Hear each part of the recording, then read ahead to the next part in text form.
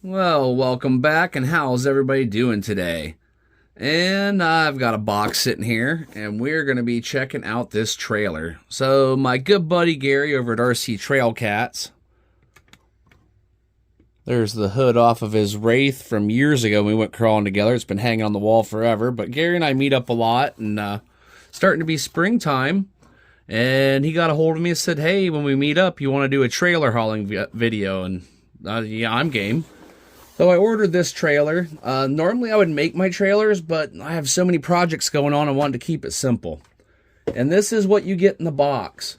You can get these off of eBay or Amazon, and they're anywhere between $90 and $120 depending on the day. But you get like 4 road tires, and they're really hard. You got your 2 axles here and your foams. And then it looks like this bag has your instructions, ramps, hardware, leaf springs, axle stubs, some tow chains. And this one is supposed to come with lighting, so that should hopefully be in there somewhere. And it has the aluminum wheels, which it looks like they're glue-ons, but as hard as these tires are, we'll see how they mount up, and we might not even need to glue them. We'll cross that bridge when we get there. And here is the trailer pan. Let me get this daggone box out of the way. Let's throw that over there for now. And here is the trailer pan, which seems to be fairly decent size. Let me grab a crawler and throw on it. Just so happens they're laying everywhere. So it'll hold my CJ7 without issue. And I thought maybe we just put this together because I've seen on a lot of the reviews when I was looking at these trailers that most people are happy about the trailer, but they said it was either bad or no instructions. So I'll see if I can figure this thing out. We'll do a video and maybe make somebody else's life easier. Oh, on that note, let me get set up. We'll get the stuff out of the bags and see what we got. We have a little bit of a situation on our hands. So they were not exaggerating on those reviews about either bad or no instructions. These instructions aren't even for this trailer. This has 2 sets of leaf springs. This is a 1 leaf spring set with dual axles. And you see our bed design is completely different from that one. And the wheels are completely different, but that's an easy thing to figure out. What's interesting is going to be putting these axles together. The other side's no better because it's not the same trailer. I think maybe parts of the tongue might be the same, but just the end parts, not where it actually attaches. Let me see what I can figure out here. I'm probably going to have to do some reverse engineering from the pictures and just see what I can figure out. So the first thing that I have figured out successfully are how to get the axle stubs on the axle tubes. Now, one end of this will be left-handed thread and one will be right-handed thread. So if it doesn't work on one end, switch it to the other. You have this piece, and you got your stub. Drop it in the threaded side, and then it just screws on the end like so, and put bearing in there, and there's that. So we've at least figured out that much. It's at least a beginning. I have figured out another little section. So you want to take these grub screws and start them in your ball ends.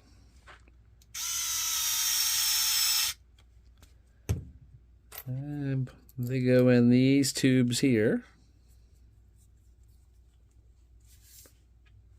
And drop the ball in on the larger side. I like to use adjustable slip joint pliers or channel locks, whatever you want to call them. There you go.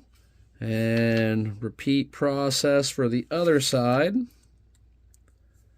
This is kind of a tricky little guy. I'm really kind of... My biggest question is how I'm going to figure out how leaf springs go together. I haven't figured that out yet.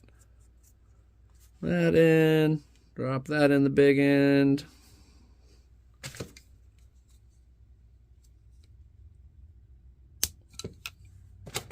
And I'll show you an example. I have one mounted up on here already. So what you have to do then, and this will go on the other side, but you put one of these guys on the bottom, and there's a channel right here. And then this will set on top, and it will take the longest screws you have. They're M3s. And I found it is easier to put the cap in from the bottom. If not, you can't hardly get in there to grab the nut with anything if you try to do it the other way. And when you go through there, this is a pretty tight fit to get to set in that groove.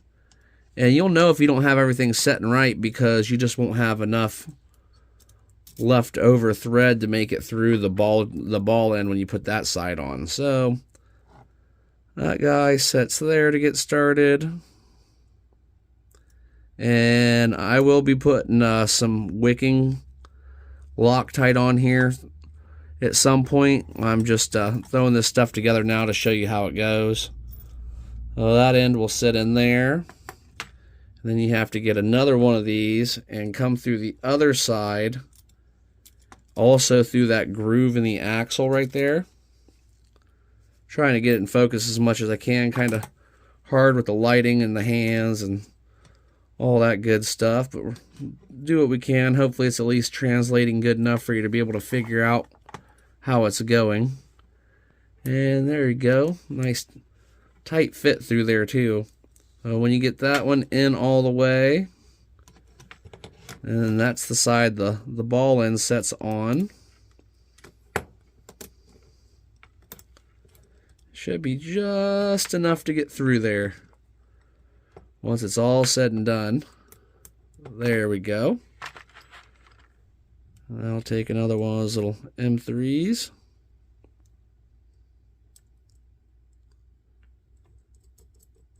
And I've got to tighten all that down. But there's the basics of how the axles are connected. Okay, moving forward, this is what I've come up with. Yeah, I've got this set up here. This is going to be a one leaf spring design, and that's going to mount down to the bottom of the bed itself, because from what I can tell, that'll line up with these two mounting holes, and that should center us up pretty good. But to get your leaf spring on there, and then you'll have to also add your other leaves to the stack before you put them through the bed itself.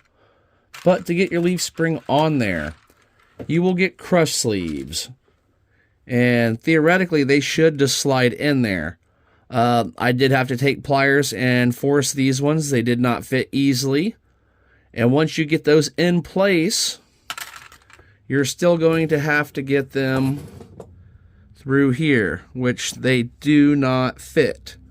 So all you gotta do is take a file, and they are aluminum, so it's pretty easy. You just file them a little bit on both sides, just enough to slide down in there. So when you get your leaf spring all mounted, I'm gonna need just a little bit more. I suggest getting this done before you slide them through your leaf spring. Makes it a little bit easier. And there you go. With a little bit of filing, it will fit in there. So that'll go through the center of here. And then that'll slide down in there. And then you'll just use a nut and a bolt to fasten those. And that will be that step. I'm going to put the other one together, and then we'll just get it mounted up to the bottom and see how it goes. Now here's what we look like with both of the axles bound together with the leaf springs. I did pop one of the tires together, and I don't think I'm going to glue those because they are pretty daggone tight even without being glued. And look, there's just no compression, so that's a really stiff tire and foam. It should be able to hold quite a bit of weight. And if I am correct, we'll have to put a leaf spring here, and then the smaller one on there. And then it should all bolt through the deck plate. So that's where I'm going to go next. So I've mounted it to the deck. And it's a little bit of a funky configuration, but it looks like it'll work. And pretty much like everything else on this, nothing's quite exactly right. So to put your M3s through here, you might need to get a drill bit and route it out a little bit. I had to. They were just too tight. It was going to mess up the threads if I forced them through. What do we have here? Okay. They do give you aluminum hexes, so at least that's a little nice addition. I'm going to put the rest of the wheels and tires together and bolt those on. That's pretty straightforward, so I'm not going to worry about showing too much on that. And I will get back with you after the wheels and tires are on. Well, the wheels are all mounted up. We got working suspension. Now it's time to move on to the tongue. Oh, you have, looks like an M4 here. And this is pre-threaded. I don't know if it's threaded well or not. But I usually, to make it a little bit easier on yourself, before I put ball ends on, I like to run a screw through them first and already get the threads in there, because most ball ends you have to put the threads in yourself. Oh, now that we have that done, let's see if this will get started through here or not. It did. That's a good sign.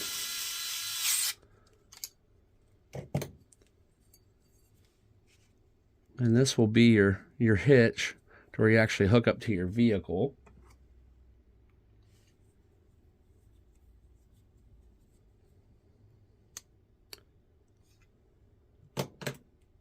And you just clip your ball end in there like we did earlier.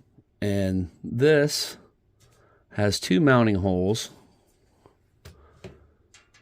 And you can mount it either this way or this way. It looks like this way makes the two notches line up. So I'm going to mount mine like this.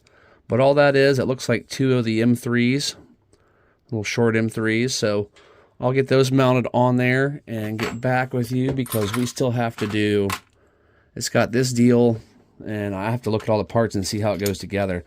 But it sits through there for your trailer stand. It's got your little trailer jack stand you can spin down. So our trailer jack stand on the front, it took me a minute, but I think I finally have it figured out. So you have this piece, and it's got these flat rails on it. You're gonna have to put the grub screws in there, which I'll do here in a moment. And before that, you have to take this piece. Well, let me go ahead and just get that done now. See that I wish there was a little spacer. I wish we had a little bit more of a spacer, because I don't like the amount of slop that goes through the top of this. But I'll take this piece, slide it in here, and then you can start threading this end to this end. And that's where we've got to add our little grub screws to the side, so it'll allow that to go up and down without spinning the entire shaft. Put one of the little grub screws on this side, make sure your flats are lined up where they're supposed to be.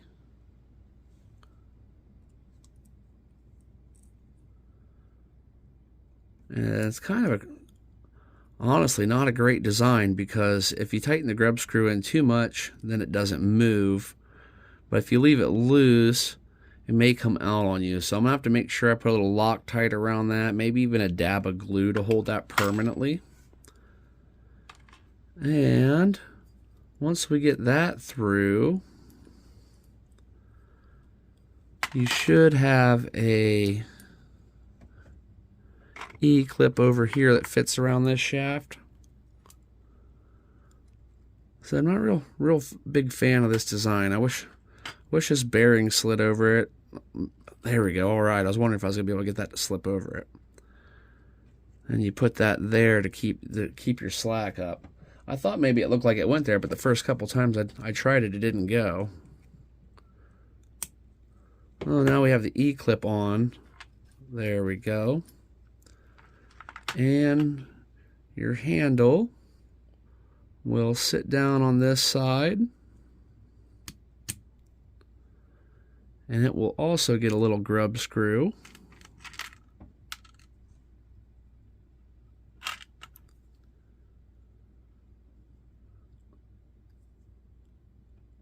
I Might see if I can get that bearing to slide the inside after we put this together. Might take it back apart and try that. But it's working. I mean, it's very slowly extending in and back out. I don't know, it might not be too bad the way that it is. But that'll slide through here, which I'm going to have to remove the grub screw for to get just to get that through there. And then you have like this lock nut, castle nut deal that goes on the other end. So I can take that grub screw out now because it's barely holding in there anyway. Oh, tricky, tricky. So it looks like I'm going to have to slide that out all the way. And then get this over. They don't give you nothing on this thing. Gives you very much leeway. And everything fits so daggone tight you can't hardly get the stuff started up to where it's got to go. End up drilling out a lot of stuff or sanding a lot of things. So if you decide to go this route, be patient because you're going to need it.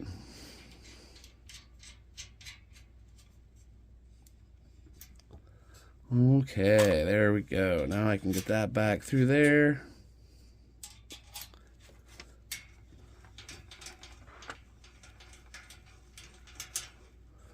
And I will get my grub screw back in place, and there's that. With our light box, toolbox, whatever they're calling it, the toolbox, but that's where our lighting goes. You've got these two corner holes, and you have some M2s.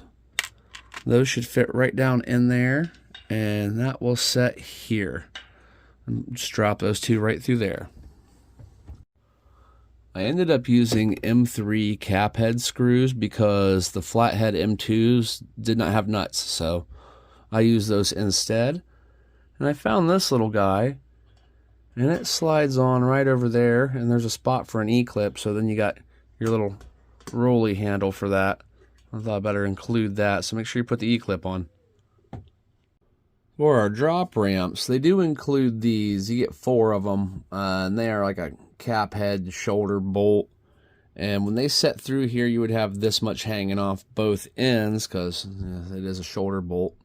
But I opted not to go that route personally. I just went and got some cap head M3s and some nuts, and I found it much easier to work with than trying to get a driver because they don't give you much clearance room between the back of the trailer and where you have to put that screw through. So I did that instead, and that seems to work pretty good for me.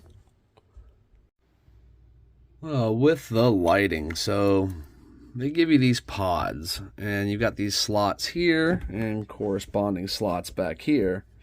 But as you can see, they do not line up properly. And they give you one spacer to drop it down there, back into focus here, per light. So what I suggest is get a stack of washers and just start putting washers in between. That's what I'm going to do until hopefully I can get that drop down to set in its bucket properly. Though that does not go easy, as to be expected from the rest of the build. What I used for my spacers underneath were these Tamiya bearing bushings from the kits because they fit about perfect, and I have a ton of them. You can see them up on top there. And that's what I used, and you're able to get the face, if you go in at an angle and wiggle it, you're able to get the face pushed into these sockets before you tighten it down. I'm probably going to go ahead and put a couple drops of my clear Gorilla Glue back behind here just to make sure it holds better. And I'm going to start running the lighting. And one of the only things we have left to do at this point is the lighting. And then we got our little chains that clip on from here, and then the hooks go onto here to hold your ramps up. Well, I wanted to test the lighting before I installed it because I have installed lighting before without testing. Didn't work. Have to take it all out, and that is a real pain. So to put your lights in the end, you just slide them in there, and then you got these little caps that'll bolt over the ends in 2 places. And you have all of these spots with like little welded nuts through here, and I believe those are for attaching your wires to. Just bring them right up and put a wire tie through there. And it takes 2 AAAs, which can all be stored in that box. They give you notches to set it up in there. And here's our lights. And I'm glad I checked them, because I would have thought they were both red. One's red, one's yellow. So, got to make sure you put them both on the right side, or else it's going to look funky. I'm going to get those installed, and we're nearing the end here. So there it is. Once again, I didn't use their hardware for the chains. I used my own. And it just comes in one length of chain. You got to cut it to where you want it. And I got mine set like that. Pretty close on each side. Not perfect, but that's okay. The lighting, I removed it. I left the buckets, but I removed the lighting because after just... Well, when I first put the batteries in, I shut it off. I went away for a couple hours, came back to go finish the build, and the batteries were dead. So I thought maybe I left it on. So I put a new set of batteries in, and within a minute, they were almost too hot to touch. So I don't know what they got going on with their little battery connector there, but if I want lights, I'll just run them up and run them off the truck power at some point. If you bought this trailer, first thing I have to say is, I'm sorry. You've got your work cut out for you. But when you do get it done, it does seem to be a decent looking trailer. It is a struggle. You will have to do a few things. It is not an all put together set of instructions and good hardware or anything. It's actually got pretty terrible hardware and absolutely atrocious instructions. They're not even for the right trailer. But the options for 1/10 scale trailers are pretty limited. You can buy the Cross one, but I think it's a lot closer to $300. I'm not sure. Don't quote me on that. I haven't looked it up in a long time. Or some of the others, if you're looking to do it on a budget, sorry guys, you may have to get creative on how you put it together. But all in all, at the end of the day, I think it will serve my purpose well. And, you know, it was, after taxes and everything, it was right around $100. So at the end of the day, turned out all right. During the build, well, you were there for the process. So if you have one of these, hopefully this will help you get yours together. And next time you see this thing, hopefully it'll be towing something down the road. Thanks for watching, everybody. Catch you on the next video.